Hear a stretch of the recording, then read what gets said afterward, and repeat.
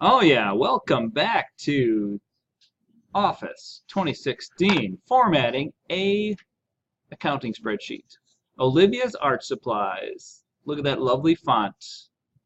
Makes me want to go do some painting.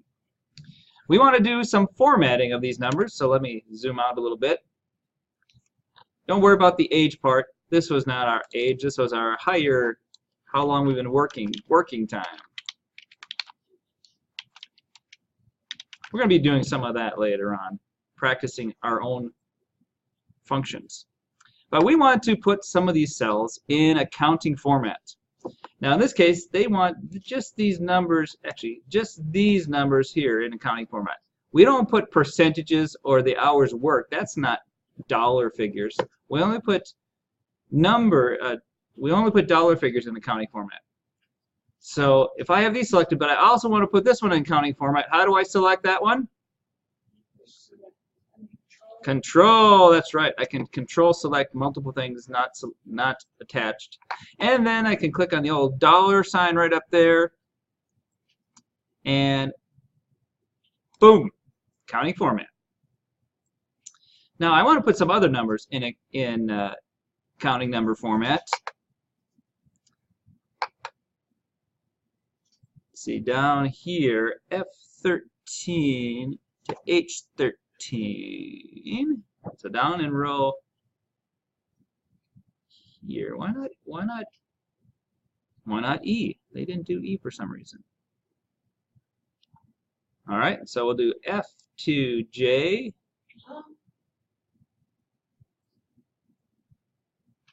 No, F to H and then skip I. So control select J.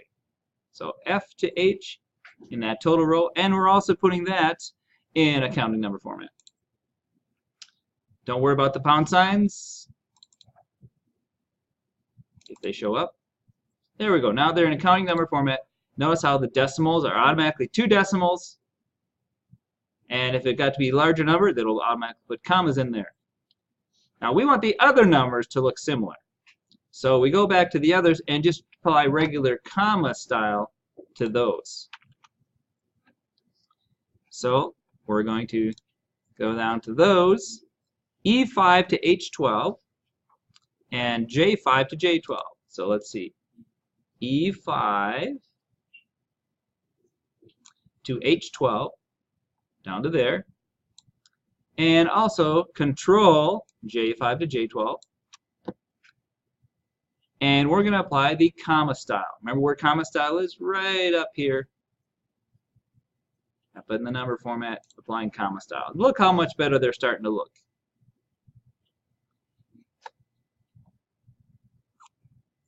And D4 to D16. D4 to D16, we're applying also comma style. Even though they're not dollar figures, we like the 2 decimal comma style for those. Now let me show you another way you could do this. You could select them and just increase your decimals and bring them back down to 2. Since comma style really, at this point, since they're not any larger than 1,000, the comma style does about the same thing. Just sets the spacing off just a little bit. Remember, you can always just choose how many decimals to show with a whole group of numbers. All right, now we're making a little progress here, going further down through our paper. Now we're going to come back to the comma style on these other cells. We're going to apply a few other things here from E4. No, is it E4? E14 to H16. So down here, E14 to H16. Oops. E14 to H16, those numbers. And J14 to J16, again, skipping the tax percent. You said E or G14? E. Yeah, I clicked the wrong one. E to H. And then J14. 14 to 16. Now for those, we're going to apply a special format in the number format dialog, just to get used to practicing that number format dialog. Remember where to find that? Hiding in the corner, right up there in the format ribbon. We're going to apply some custom format, or learn how we can do lots of things up here. We're going to jump down to currency and choose parentheses instead of a negative number in front of it if it's negative. Notice the 4 choices you have. Negative, regular color, $, red when it's negative, parentheses when it's negative, or parentheses and red when it's negative. And you can also control your decimal places. We'll leave that at 2. The only thing we're changing is currency in parentheses when it's negative. And click OK. And you're not going to see much difference. It will be comma format, but we don't have any negative numbers there to show us that the parentheses will show up if it's a negative number. Sure. So we select, first we select through F4 or E4 to H16, Control J4 to J16, and come up to the number format on the ribbon, the dialog hiding in the corner, and then choose currency, black in parentheses.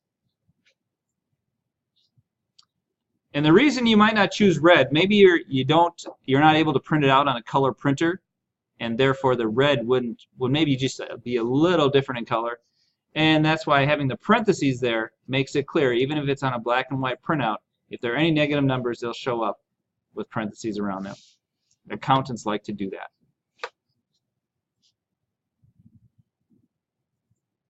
Notice how it does put the $signs in there, and see how the $signs are tight against the number? Different than the accounting format, because that's how the dialog shows it. The number, the dollar symbol right next to the number. If you're working in a different country, you could choose the monetary symbol for that particular country. But we're staying in the US, so we're not changing that. But that's what that would be for. Okay, so we've got some numbers, the dollar figures in their correct format, and see how nicely our decimal points are lining up. And as you're looking at the numbers, they're just so much happier when the decimal points are lining up. Now there's that column now, back in column I. That we've been skipping column I this whole time because that's a percent number. It's not a dollar figure. So we don't put that in comma format. But we do want this to mean a percentage, not 0.252.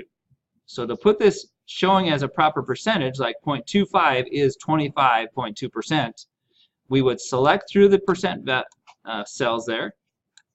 And the easiest way is just come up here and click percent style. And they show up shortcut, Control Shift percent style. Now it's showing rounded to the nearest percent what those numbers are, but I believe they want us to show 2 decimals in the percent numbers showing. So I come up here and increase the decimal. 1, 2, and adjust my column so I can see them. Mathematically, the numbers are exactly the same, but how we view them now in a percent figure rather than a 0.25. And remember how that was done? I just selected through them and said percent. Or clicked on the percent. Until my computer listens to me, I can't say percent. But clicking is just like saying it. Okay, so that's it for some easy stuff. Yes, ma'am? My total under the tax is 224%. Here's what you probably did something wrong. The percent should be a calculation, not a summation. So just click on the one above it and fill handle down, and it should come out to be the right number. And then you just have to reapply the total style to it.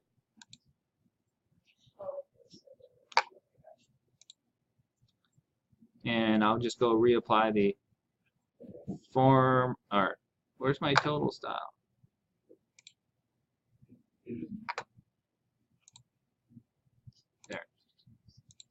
reapply the total style if you happen to change. Another thing that you don't notice, when you do a fill handle, not only does it copy the formula, it will copy the style too.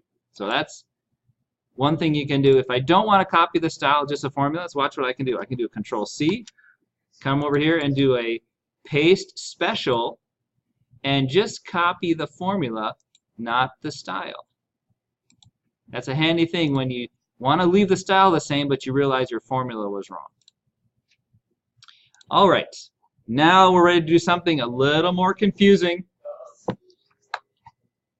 We're going to, oh, and I forgot to center these. In the dependents, we do want these centered. So click on that and choose centered. And we're going to go over here and reduce those decimals. Actually, a quick way to reduce the decimals is just click comma format of those and center them again. I'm not sure I want that. I'm going to undo that. I don't want comma format. That's ugly. I'm going to just reduce the decimals for that one. There.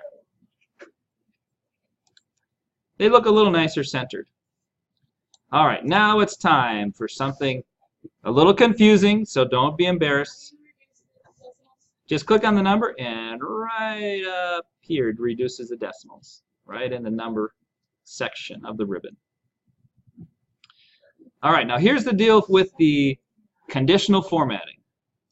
We want hours worked. We want to highlight someone that's been just working too hard. Like, look at this. Michael Fred, he's working 80 hours. And James Rice, 80 hours.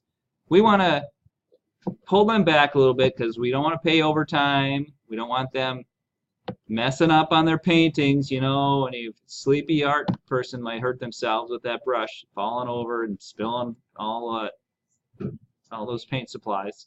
So they're working too hard. We want to highlight that. So we select these numbers, and now we're going to come up to conditional formatting.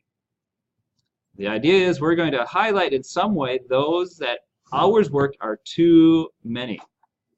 So we go to conditional formatting and click on new rule. We're going to make a new rule, and then I'll show you later using some of the built-in rules. But let's learn how we can make a new rule, completely custom rule. Remember, the cells have to be selected first, or the new rule applies to nothing.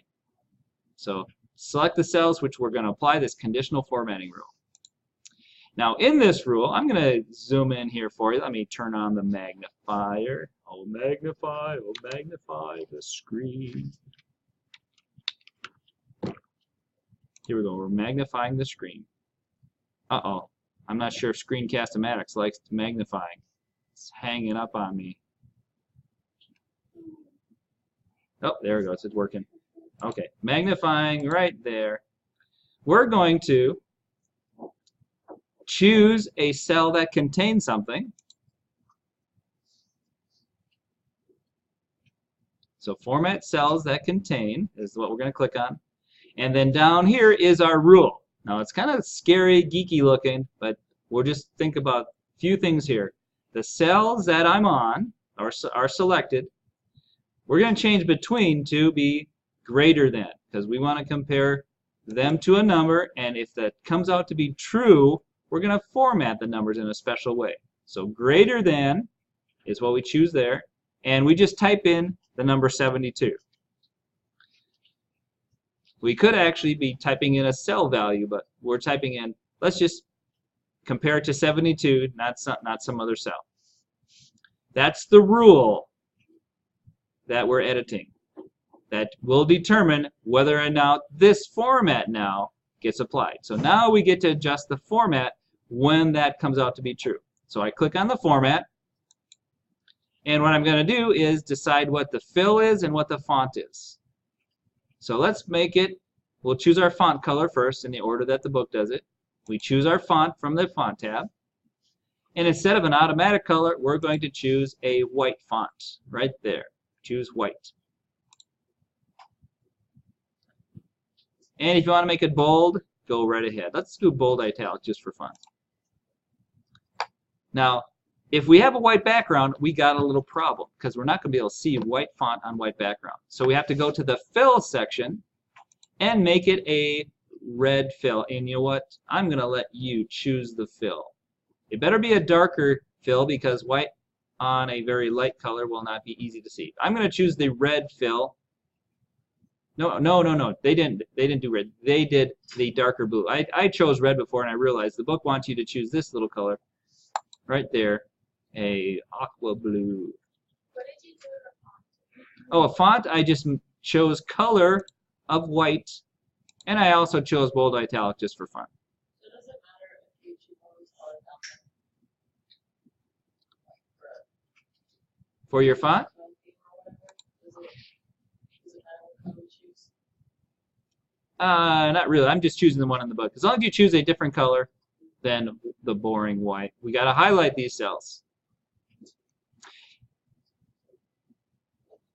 Now, I believe if I choose one of these, I don't think if I don't remember now. If I change my theme, I think this color sticks. So I think only these colors are theme colors. Now, I won't see the effect until I click OK, and then it'll give me a little preview of, oh, here's what it'll look like if that rule gets tripped. Once I click OK, now I'll see the effects. Let me zoom back out. Now I see the effects of applying that rule, and I click off those cells. Yeah, so I select them all and apply the rule. So I select them all, conditional for, let me go through that again because this is, No, but why didn't you do all of yours? because those are greater than 72. So this will turn blue and blue Oh, okay. because that's the formatting. So we'll do that again. Conditional formatting, new rule, format cells that contain, cell value greater than 72, and then choose the format that goes with that rule. Font of white, and the fill of the bluey. And I'm going to go back to the font. I like the bold italic too. I think that's cool. And once I click OK, it automatically flips. Now watch what happens. If I actually change the hours worked temporary, if I just change that to 70, it automatically removes that formatting because the formatting is conditional on what's in it. And this kind of thing, very useful for highlighting specific discrepancies from the projected budget to the actual spending. If your balance is coming below the minimum 200, you could have it highlighted. So many ways you could highlight it just based on what it sees there. And Excel isn't changing the number, it's just changing the format. So it's conditional formatting. Let's just do one for practice. Suppose I want any number here that's above 1 to have a green border. Well, I would select those numbers, conditional formatting, new rule, cells that contain, if it's greater than 1, format with a border, and I choose a outline border and choose a color of green. And I can even make it a fancy dotted border. I don't know if I can adjust the thickness of the border here. And then I click OK and OK, and now over here I'll see extra boxes showing up on any number greater than 1. So the format applies to both fonts and background. Yeah, I'll do it again.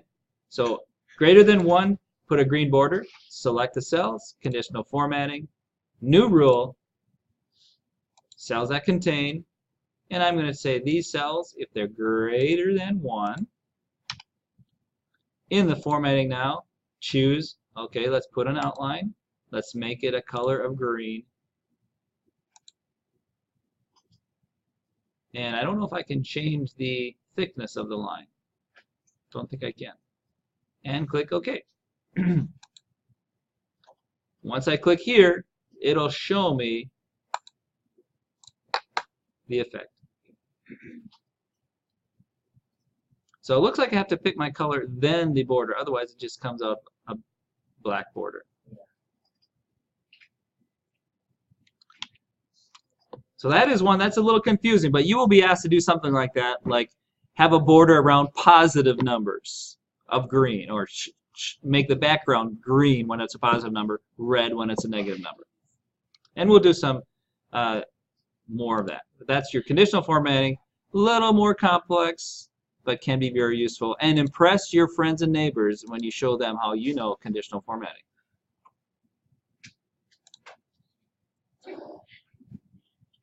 So we've got the conditional formatting applied, and you should see anything over 72 to have the blue background. Now, we're choosing best fit columns. This one I don't quite like. Even when I do best fit on this dependence for mine, it kind of still crunches the dependence word together. I'm going to manually stretch that column till I get the full word not cut off. There we go, right there. Now remember, if you want to auto-fit multiple columns, say these two, I can drag through both of them in the gray, double-click on any border, it will auto-fit both of those columns to the right size.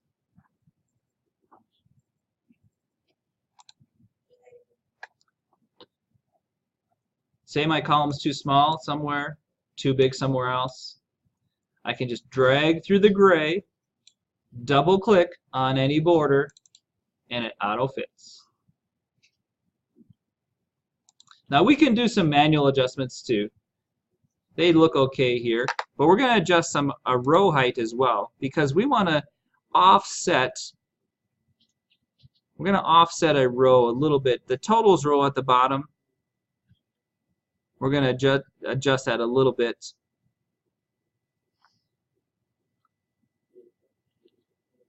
And you can, remember when you're adjusting rows, you can click on the gray, you can right click to actually give it a specific width or height. See how I can type in that? Or over on the row, I can click in the gray, right click, row height. And I could type in a specific value if I were told a specific value to put. You can also see the numbers as you drag. They're showing up in pixels and in points. So if I want this row to be exactly 60, I could aim for 60 pixels or 60 points. The points is a little harder to land on exactly the right value. It's easier just to right-click, row height, and then type in the number.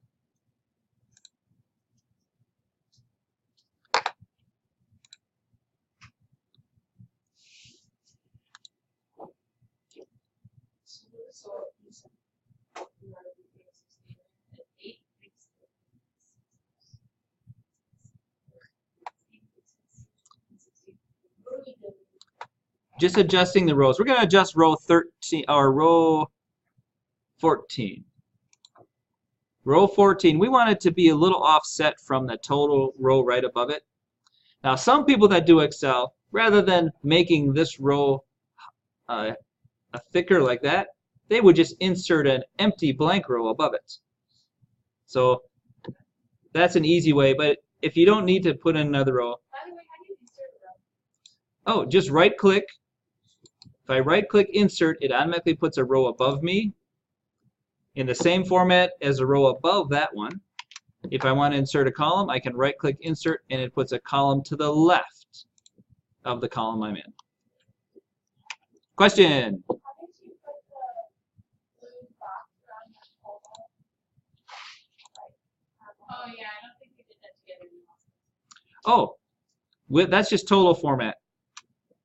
So I select through those rows and then apply up here in the formatting, style, total style right there. So what do with the row height? Actually, it's the row 14 that I want to mess with. I adjusted the wrong row. Yeah, we want 14 to be higher. I can double click and make that go back to its best fit. 14, I want to drag the bottom of 14 down a little bit. And I think they specify a particular height, 27. You can drag it to 27, or you could right click row height of 27. Right.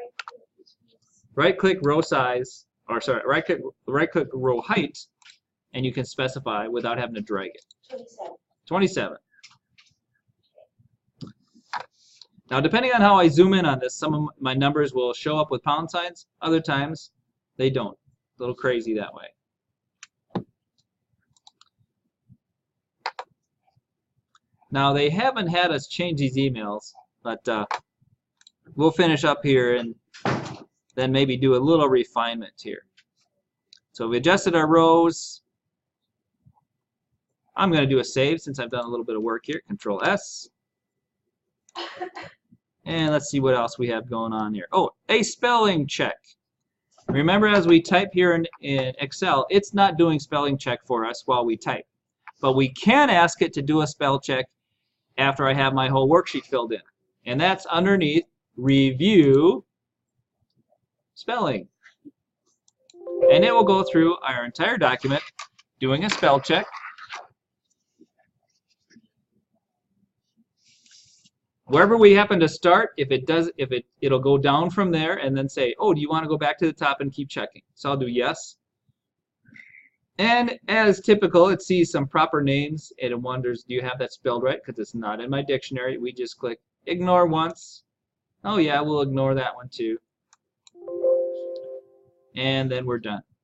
So all the other spelling, since we haven't really done a lot of typing, check to see whether or not you have these any other spelling errors. I just noticed that I hadn't renamed sheet 1. That's supposed to be named something else. I must have missed that. Do you have your sheet given a proper name?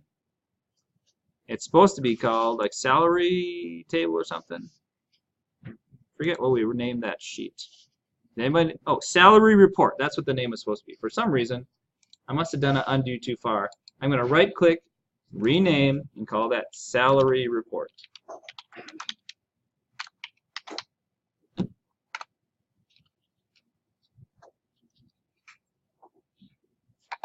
And it does have a green color, so I'm going to do a tab color of a green.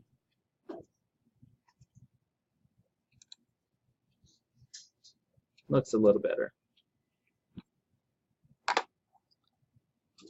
Nice. Oh, I just picked a crazy artsy font. Curlsy, I think, was that font. Yep, choose a cool font, your choice.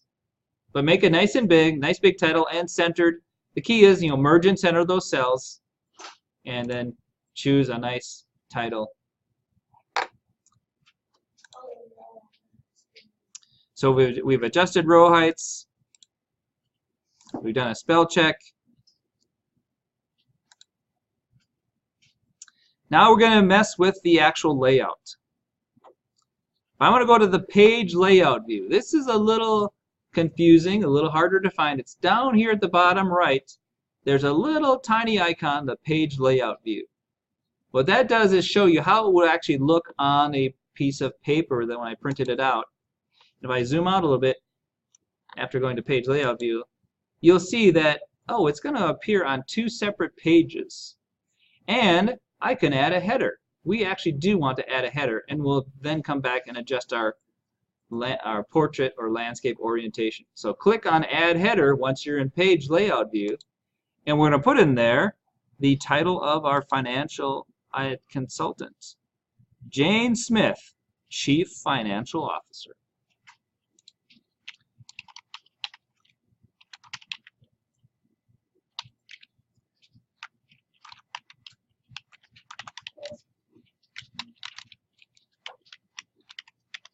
Not many people know how to type in the margins of Excel worksheets.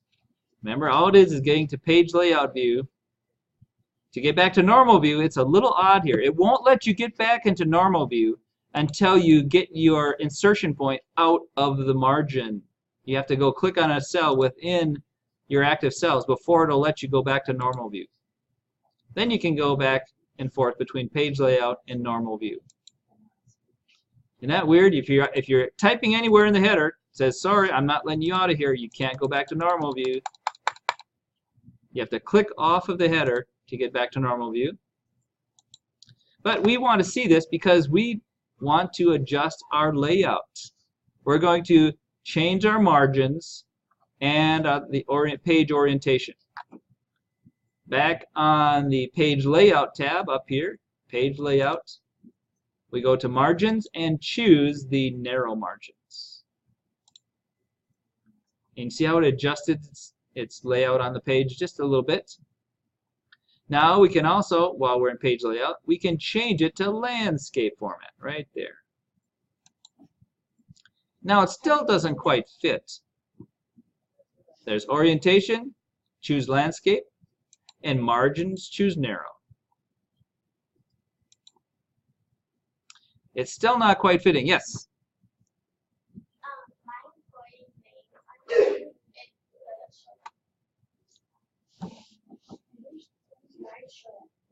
Are you scrolled all the way to the left? Well, are you showing column A at the top, or is it showing a column B? Okay. And see, if I right-click over it and keep going, it'll push that off. But I can use the arrow key or the scroll key to come back over to it. Yeah.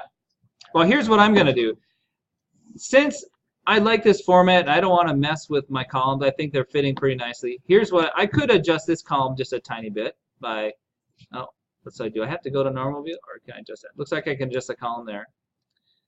Here's what I'm going to do. When I actually go to print it out under File, Print,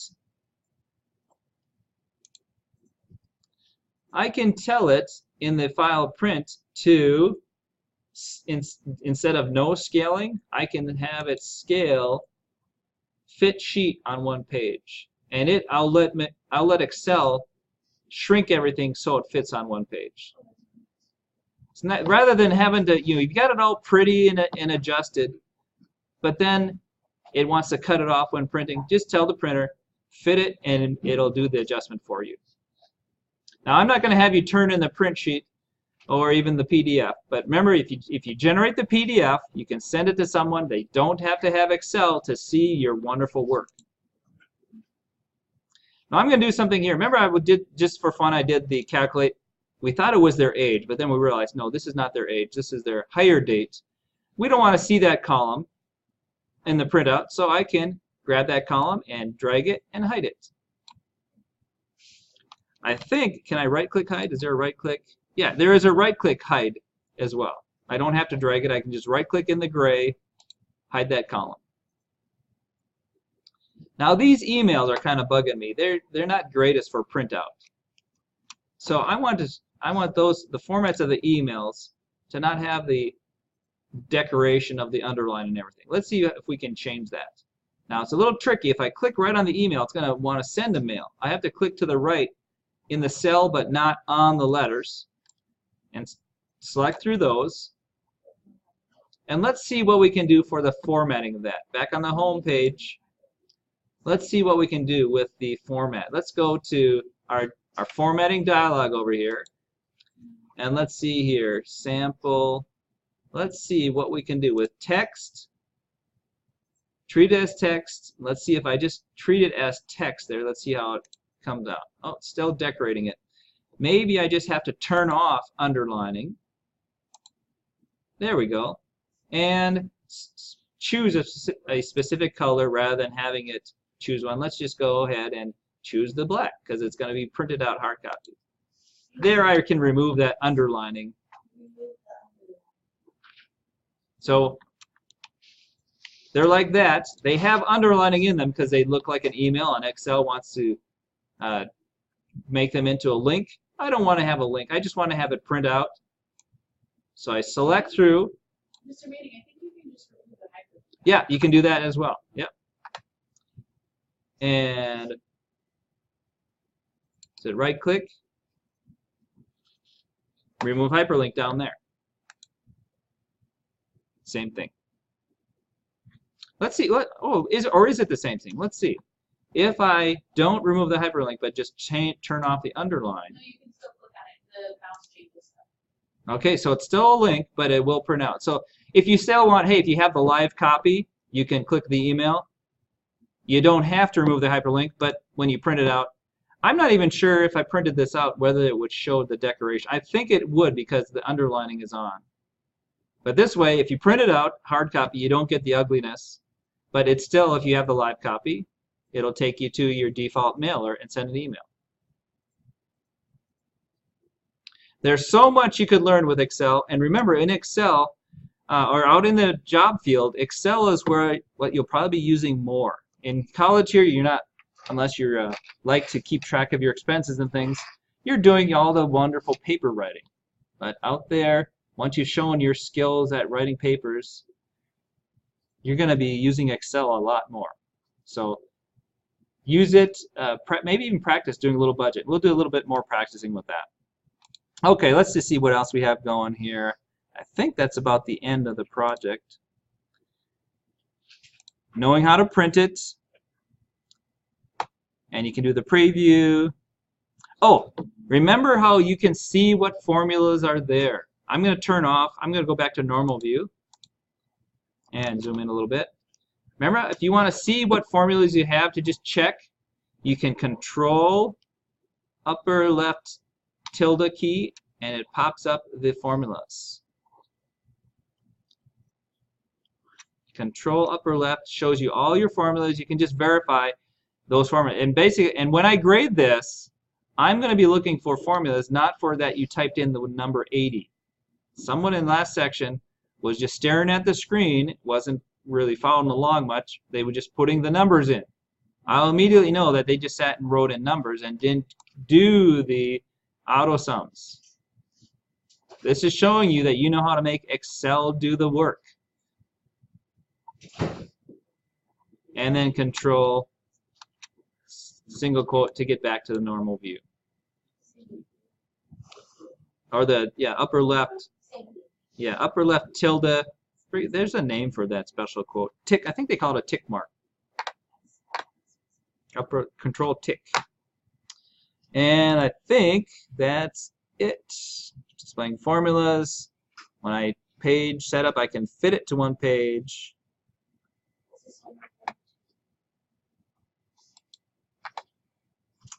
And let's see if there's anything else. Yeah, I think that's it.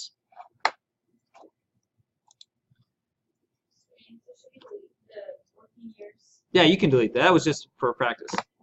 Now something, even though you don't need to do this, if I want to make it a nice looking table like that first one, I can select through all my numbers, say this part of it, and I can come up here and format as table and choose any of these styles that may have the alternating colors. I'm afraid, let's see if it wipes out my conditional formatting. I'm going to say choose that because it has headings and alternating colors. If I choose that and apply it, oh look, it doesn't lose the conditional formatting, but it messed up my font a little bit. That's pretty ugly font. Black on a dark blue. But let's convert that to range now. And I have a decent looking table. I can always come back here and fix that. Put that back in a style that's a little more readable. I can put that back in heading 1 style. Oh, but it doesn't lose the background color. Let's change our background. What are you doing? I did a format as table just for practice. Yeah. Yeah, you don't have to do this, but if you want it, this is a great way. If you want to make your table look even better, let's show you how that's done. It's a feature we used to do all the time in Excel, but they made the format as table a little more complicated. I select through all my headers and down to totals. I can go to format as table and choose many of these built-in table styles. And let's just choose one of them here. It applies it, but it leaves this goofy fill down, a pull handle. I can just then convert to range, and it makes it look like a nicely formatted table with about, how many clicks with that? About 3 clicks. It does remove, it looks like it removed my text wrapping here. Let's see if it'll still wrap. Oh, no, it keeps the wrapping. So a pretty nice way. If you want to apply, alternating colors like they did before, making you select every other one, you can just apply a table format to that. And if you didn't have headers, it's even easier. I can just select through my cells that I want to apply alternating colors to, and go to Format as Table and choose an alternating style and uncheck my table has headers, and it applies alternating colors for you without messing anything else up. Oh, it does put in that goofy extra column. I can just delete that. I think I have to convert that to range. I forgot it added an extra column for me. Let's see if it'll let me delete that. Oh, I don't think I have to convert to range before it'll let me delete that.